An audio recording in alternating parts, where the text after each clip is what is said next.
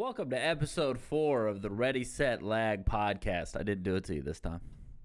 Thank you. I didn't do it. I was thinking about it, but we're just pulling up articles, so it wasn't as interesting as it normally is. So I decided to skip it. All right, thank you. You're welcome.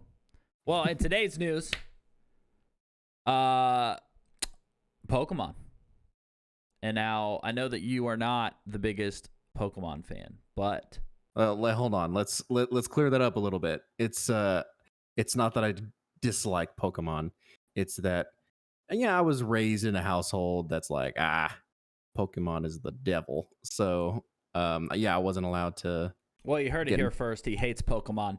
So No. Pokemon announced Scarlet and Violet, right? Which to you who don't know Pokemon very, very well, which we got to watch Pokemon, actually. Can't believe you not watched it. We'll have to do that. But it is the 9th generation of Pokemon games. So I played Sword and Shield, did not play the newest one that came out.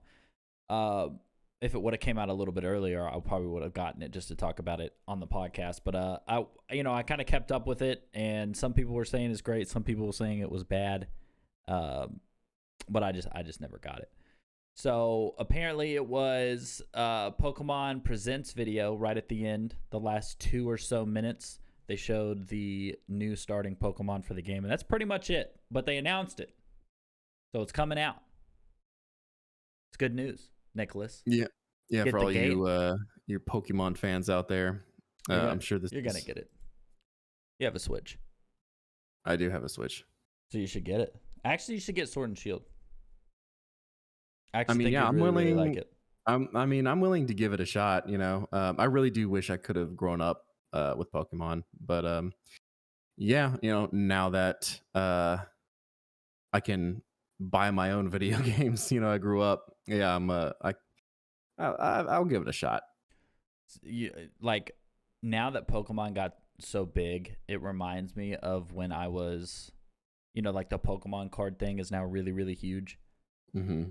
When I was about, I don't know, like 8 years old, I had the original, like we bought like the original like booster packs for Pokemon. Mm-hmm. I had like a first edition Charizard, first edition Pikachu. I had all these good cards, and I decided it would be a great idea to take those cards in the bathroom as I used the bathroom to look at the cards, right? Mm-hmm. And then I dropped them all in the toilet. Oh, no. I remember. So I wasn't sitting there and then dropped them. I got up, and instead of like getting up and like laying the cards down, I just got up and turned around and was looking at the cards. And I remember like my hands were so small that the cards slipped out. Like I was trying to hold them like with one hand, and the middle just like fell out. I wonder if you could have been like a millionaire. I just watched them fall. Yeah. And in my mind, I was like, oh my God, I just lost $1 million. I said my brother's going to kill me because half of them were his. He didn't actually, I don't remember why, but we actually just stopped looking at him, and I don't even think he knows that story. I don't even think he knows what happened to him. Oh man. Like there's a family friend of ours who loved playing the Pokemon card game. And so he had a giant, just like gallon-sized bag full of Pokemon cards, and he'd bring them over and we'd play. I still don't know how to play Pokemon cards, like the card game. He kind of taught me a little bit, but unfortunately, Jared, he left the cards at our house, and then that house burnt down. Wait, you still had them?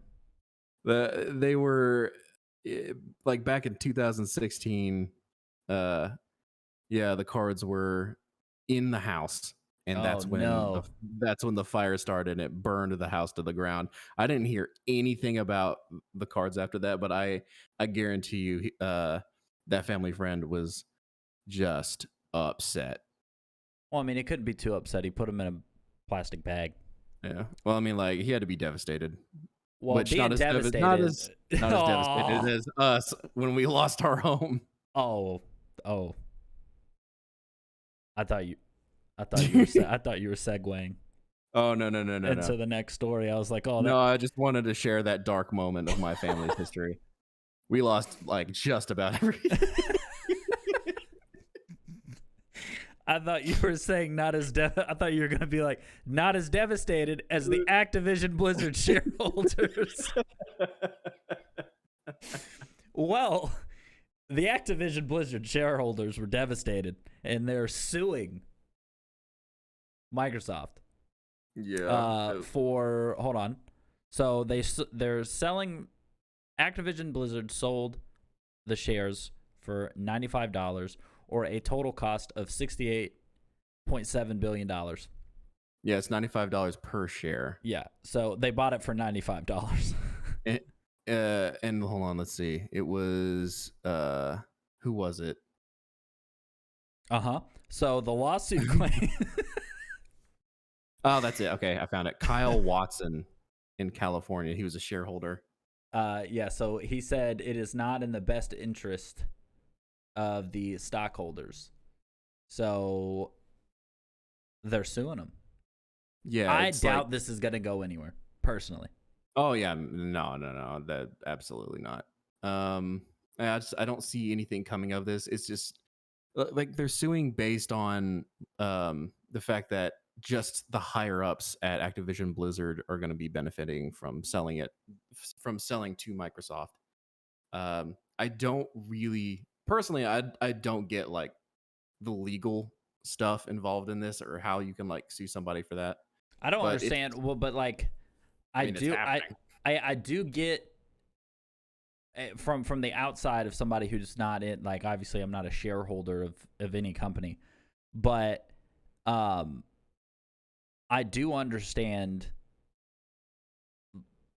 you hold your stock's worth a certain amount of money, and you're holding that money, or you're holding that stock, and then they'd sell it all. Like, don't they have to get signed off? Like, doesn't it have to get signed off by every shareholder? You're selling their shares. So that's what I don't understand. Yeah, I don't get the structure of that lawsuit at all. But they're Activision Blizzard is getting sued by their shareholders. So I mean, we'll see if anything comes out of it. Highly doubt it. Yeah, we'll keep up with the story and figure out, because that is actually really, really interesting. I don't know how any of that works. So if somebody's more financially smart than me wants to let me know, because I like I said, I get it from the outside, like looking in, and be like, okay, wait, they bought like shares of the company and now it's just getting sold off. I don't know how that goes. Yeah. But yeah, it's really interesting just how much keeps developing out of the whole Microsoft Activision Blizzard deal. I'm really just constantly stuff keeps coming out about it. And, speaking of Microsoft, see how I'm segueing? You're doing a good job. I'm so good at it. So Gabe Newell is open to Microsoft launching its PC Game Pass service on Steam. I think that this should go ahead and be a thing, personally. Mm-hmm. Because I hate having launchers on my computer. I only want to use Steam. I know Steam is not the best for people. And if you hear squeaking, by the way, that's my like arm, my desk arm. I got to put some WD-40 on this thing. Mm-mm. But I'm all for it, right? Like, because like I said, I'm glad. We also, just to mention it, we weren't planning on talking about it, but Bethesda axed their launcher. It's done, right? Which is great. Yeah. I forgot it existed, because that's where I bought Fallout 76 from. So it's the last time I used it. What a disaster of epic proportions. Have we talked about that yet? I feel like we have. I mean, we've mentioned it in passing, but we haven't really like talked at length about just how bad all of that was handled, and like just how bad of a game it was at launch, and then for Bethesda to come in and say like, oh, get Fallout first for like, what was it, like $100 a year? Game was terrible, dumpster fire. And no matter what updates they do for it, just don't play it. That's at least that's all I can say. I recommend it. But no, I mean, I'm really, really, I'm really, really for it. You know, and the article from The Verge says, you know, a sticking point could be Valve's 30% cut on software sales. So I don't see it happening personally, but Mm-hmm. if it did, I'm all for it. Yeah, yeah, I can see this being a pretty uh, good relationship for these two companies to have. Like I said, Um, I don't see them. I just don't see them doing it because I think I Microsoft and think Xbox is trying. They're trying to take over like the whole gaming market, right? So they're obviously they want people to buy that. I remember the thing was saying was like Microsoft was trying to sell like have like a store on the Switch on PlayStation. Like they were trying to like they wanted. I feel like Microsoft is moving more into like the not the software game, but they want to just be like the Xbox store. Like they want just like you buy your games on this. So that I feel like right. Steam is kind of saying this because they see what Xbox is doing and they're like, "Oh, we're about to be screwed." Yeah. Well, and just to reiterate, like it's just kind of early talks, and the article does mention that Microsoft has so far have it's shown no signs that it wants to bring PC Game Pass to Steam, but I definitely could get behind this kind of synergistic thing that Valve wants to go ahead and go. Well, at the very least, you know, Microsoft has been the one that's been pushing for the for like they were the ones that were pushing crossplay. They were the ones like they're kind of like the forward thinking, in my opinion, right now with you know the Sony, Microsoft, and well, I guess it really is Sony and Microsoft because you know you're playing on a PC, but guess what software it's running? The OS, Windows. So Mhm. like it's really those two, and Xbox has really been pushing. I remember when they were the ones that saying we need to have everybody being able to play together, and Sony was like, no. So I could see Microsoft being open to it maybe in the future, but right now, like, why do they have the need? You know? Yeah, and now we have games like God of War, Days Gone, and what was that uh, Kojima game that came out Kojima with Norman? game. Yeah, with Norman Reedus. Oh, the walking simulator. Yeah, hold on, I've drawn a Day. blank on the name. Days? No, I No, already that's said Days Days. Gone. Oh man, hold on. I was about to say Stranded Deep. Death Stranding. Death Yeah, Stranding. I got something all right. all of them have made its way to the PC. Yeah, I mean, it's definitely they're pushing. You know, Sony is definitely realizing that they're missing out. Not even that they're missing out on. They're missing out like just on the sales, right? Like I know PC comparative to console is like is a smaller number, but they're missing out on selling their games. And again, Nintendo's out here just kind of doing its own thing. Speaking of Nintendo, they got a rival for the Nintendo Switch. Oh my god, Yeah. I'm on top of it. Uh, So you're the doing Valve really Steam Deck, good. I am, dude. I'm trying really, really hard. Yeah. So Valve Steam Deck came out, launched $399. I actually really want one.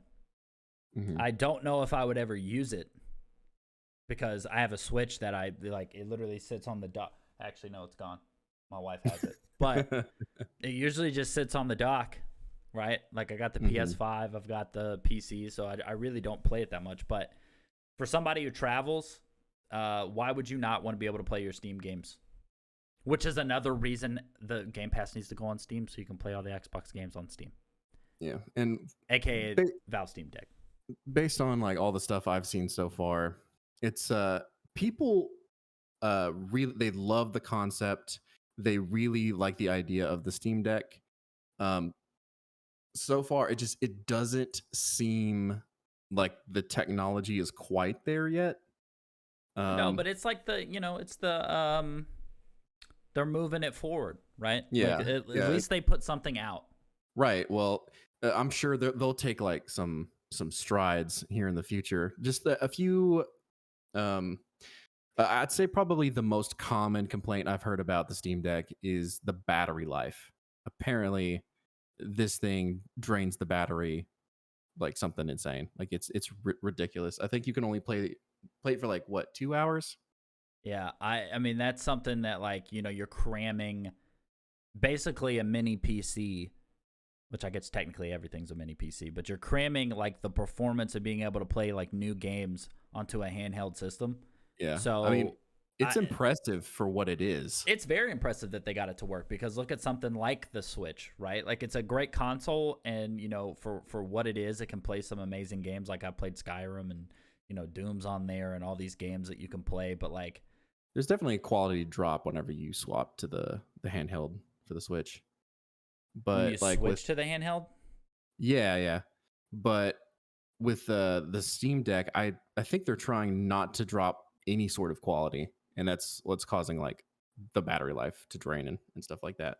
Like it's just the technology, like I said, the technology, it seems like, is not quite there, but it's definitely gonna come in the future. Like I see them making more stuff like this and making it even better.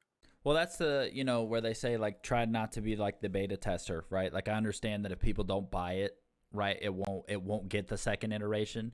But like if you do, like if you like the concept, but you're a little bit questionable like on whether or not it's going to work for you, just wait for the next one to come out. Like wait for the second generation, because they're going to fix a lot of things.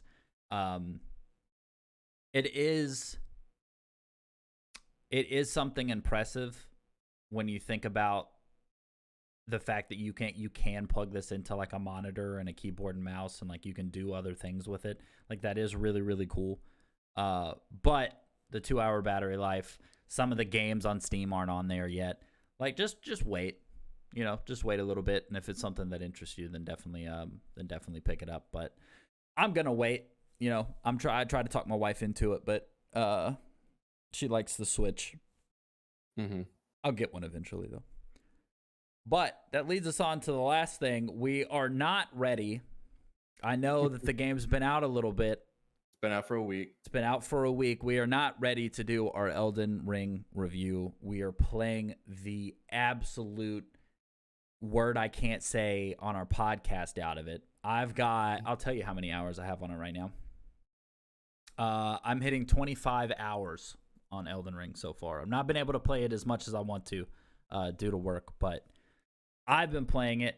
I rage quit for the first time today. Like was really, really upset at the game. Like there's some things that I don't like, and if you're on the fence and you're waiting for a review, it is, like I said, it is going to take a little bit. But if you want just like the first impressions of it, there is the biggest From Software warning on this game, right? It is hard. It is a difficult game. Oh, the bosses are going to beat you down. Running around the map, you're going to die. Like, this is a very, very hard game. If you've never played Souls games, you've never played, like, Sekiro, you've never played Bloodborne. Demon Souls. Yeah, Demon Souls. This was a Souls game. Just know that, right? This is not Skyrim. This is a tough game. Yeah, like I feel like a lot of people, there's a lot of people who were like going in thinking like, oh, this is an RPG, and I don't think they expected it to be like a From Software type game. That's why it's got that warning on it, dude. Like if you like the way it looks, absolutely, it is just as gorgeous as you think it is. Oh man, it is beautiful. And can we talk about how, like, real quick? Like I don't want to get into like review mode here exactly, but like for a quick second, can we talk about how massive this game is? Oh, it's huge.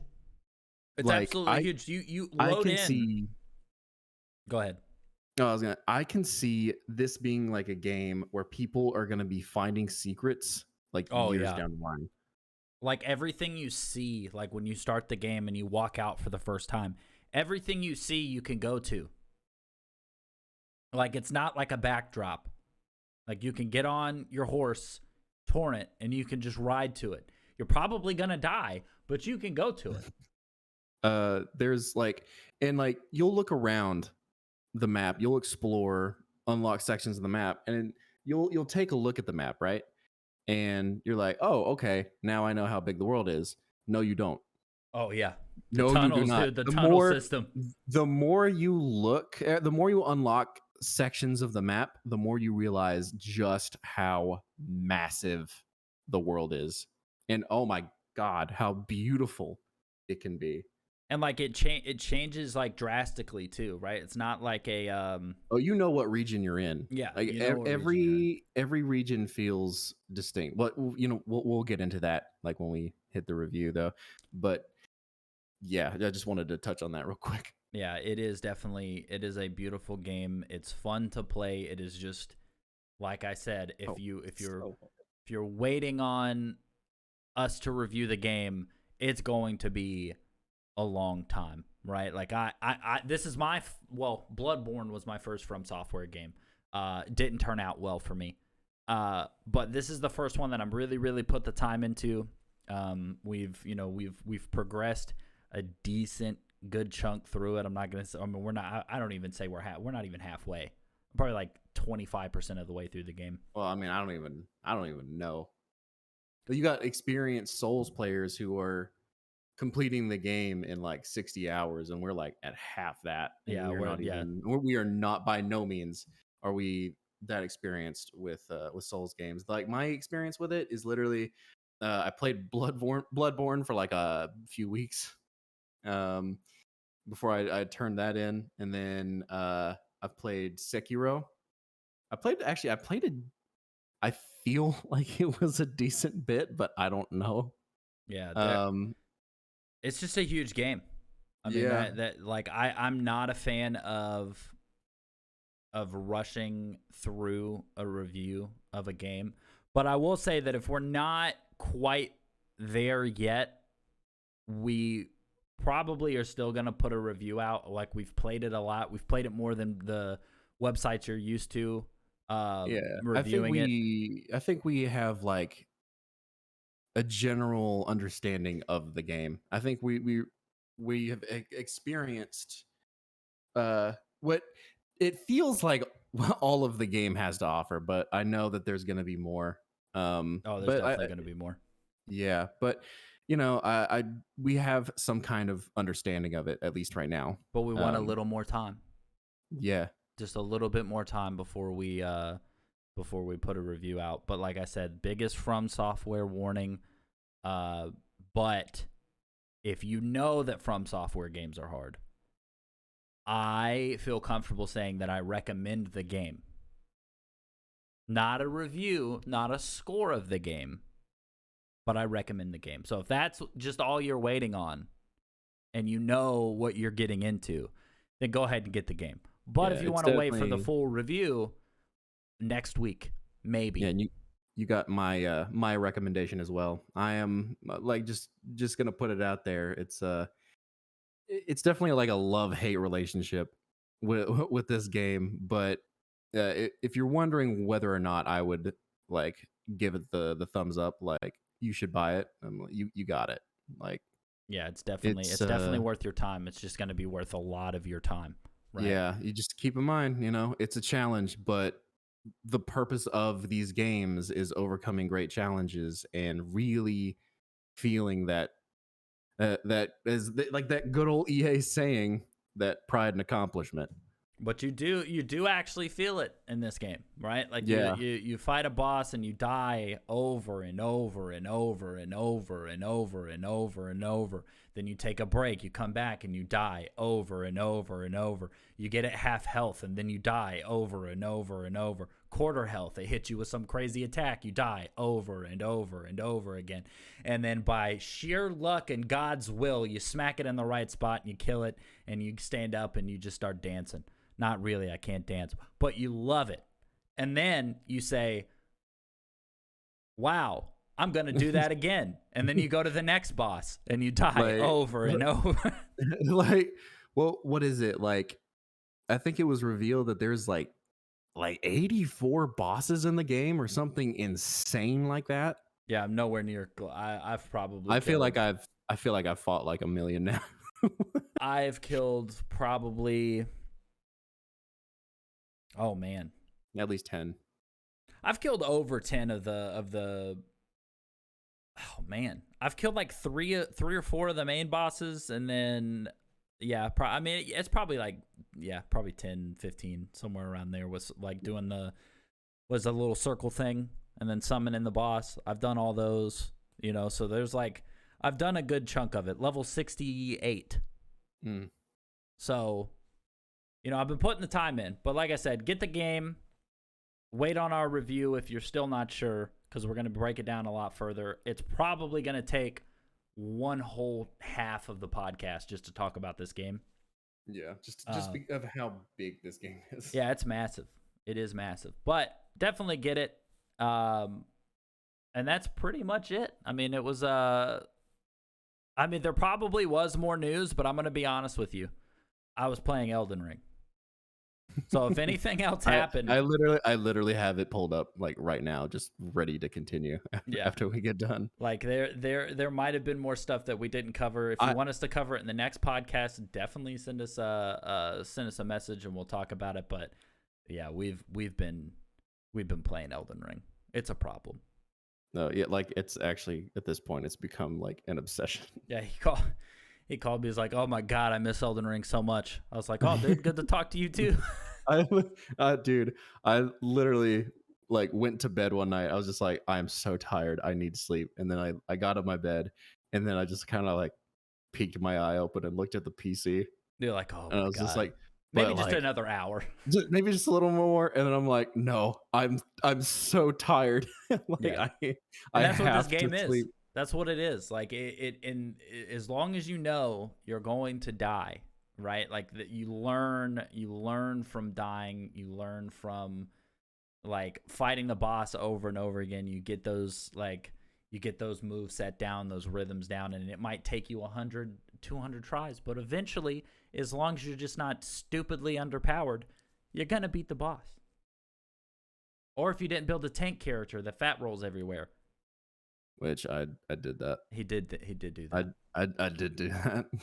But that's all we have. Nicholas, anything to say before we go? I think that pretty much covers it, but appreciate all of you listening in on the Ready Set Lag podcast. And also, sorry, we were going to upload earlier. So we were going to upload, what was it, a couple days ago? But Elden Ring came out. Right. Oh, right. There was something that we need to go over real quick. We should have done this at the beginning.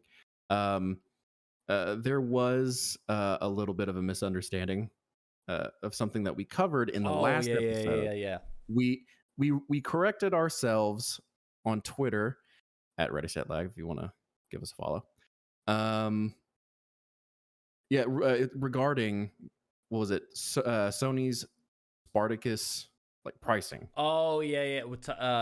We got the price of which we definitely should have looked at, right? Like, I mean, I literally have my PlayStation. I just got PlayStation Plus. I should have paid attention when I was doing it. Yeah, like we covered it. Like we put out a tweet correcting ourselves. But for those of you who are just listening to the podcast, we really need to make this correction. So we were talking about the pricing of, the rumored pricing for the Game Pass, Sony's version of Game Pass. And what was revealed is, I guess that's technically going to be like the month-to-month prices, which the current PlayStation Plus, like month-to-month, is $10. Yes. Like it is in the rumored pricing. It's just we were thinking in terms of a year. If you get PlayStation Plus for a year, it's like half that per month. So yeah, that Sony, our bad. We made a mistake. Not trying to make you. We weren't trying to make you look bad. We were. It was our mistake. But if you do something that makes you look bad, we're still going to talk about it. So stay on your toes. Stay on your toes, Sony. But yeah, want to apologize to all of you listeners. We really want to avoid making these kinds of mistakes and spreading misinformation. Like we said before, we are not journalists. We have no experience doing this kind of thing. we are doing our best to hone our new craft. And we plan on holding ourselves to that high standard. So if we're wrong, call us out. We will admit we're wrong when we are wrong. But if we're right, I will argue with you on the internet, like fiercely. My thumbs will hurt from typing at you so hard because I'm right. You will become my enemy. Yeah, but we are. That is our bad. And I was sitting there. I think I was either on my PlayStation or I was on my phone, and I was like, it was literally like just after our recording of the podcast, and I was like, hey, that's not the price. Yeah, like, oh man. But we had already edited and posted and but it was right there after. And, all right, well, yeah, we're gonna use this as an opportunity to learn from our mistake, and we're going to do better in the future. But with that said, I appreciate you guys listening. Like Nick said before, make sure you guys follow us on all of our social medias. It's Ready Set Lag, I think, on everything. I'm pretty sure we got it on everything. We mostly use our Twitter and Facebook as of right now, but we do have plans to move it over to the Instagram and the TikTok and everything. So if you want to go ahead and get prepared for that, go ahead and follow us and get prepared for whatever it is that we do over there.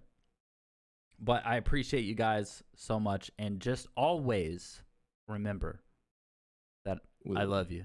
We love you so much. I love you.